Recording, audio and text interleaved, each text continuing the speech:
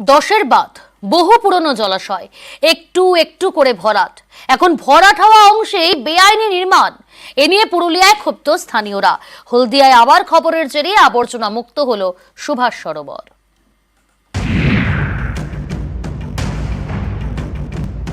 দেখে কে বলবে এখানেই ছিল এক বিশাল জলাশয়, যার নামে পরিচিত গোটা এলাকা।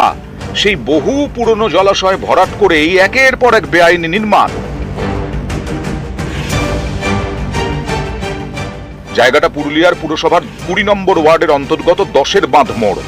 এই এলাকার নামকরণই হয়েছিল দশের বাঁধ জলাশয়ের নামে, কিন্তু সেই জলাশয়ের বেশিরভাগ অংশই এখন ভরাট হয়ে গেছে। এইখানে পেছনে একটা পুকুর ছিল, সেই পুকুরের নাম ছিল দশের বাঁধ। সেটা তো এখন ঢেপে গেছে, তার জন্য এই মোড়ের নাম হয়েছে দশের বাঁধ মোড়। এখন বাঁধটা নেই, ঢাপিয়ে গেছে, নাম শুধু রয়েছে। একসময় জল টলটল করত। অভিযোগ, একটু একটু করে দশের বাঁধ ভরাট হয়েছে। বুঝে যাওয়া অংশেই তৈরি হয়েছে বেআইনি নির্মাণ।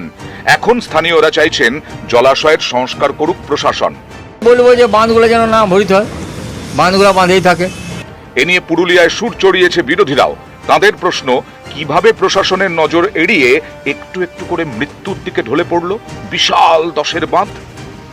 এরকম পুরুলিয়া পৌরসভায় একাধিক বাঁধ পুকুর বিভিন্ন ওয়ার্ডে কিন্তু সবার নেতা নেতৃত্বের সহযোগিতায় হয়ে আছে।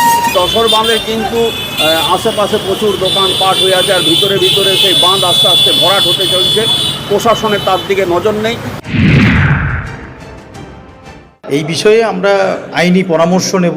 হয় ওই জমি কনভার্সন করে কিছু করা যায় কিনা, অথবা পুনরায় আবার জলাশয়ে আনা যায় কিনা, এই বিষয়টা দেখতে হবে। এটা আজকের সমস্যা নয়, প্রায় 50-60 বছর ধরে এক একটা দোকান ওখানে ধরুন বসে আছে। কবি শঙ্খ ঘোষ লিখেছিলেন, মুখ ঢেকে যায় বিজ্ঞাপনে। আর পূর্ব মেদিনীপুরের হলদিয়ার সুভাষ সরোবরের মুখ ঢেকেছিল কচুরিপানায়।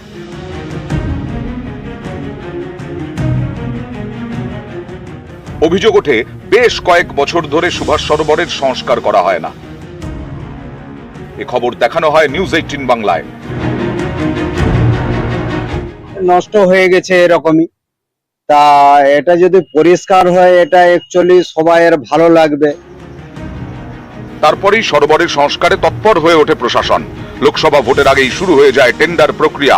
মাঝে ভোটের জন্য কাজ থমকে ছিল। এবার সরোবরকে আবর্জনা মুক্ত করল হলদিয়া উন্নয়ন পর্ষদ বা HDA।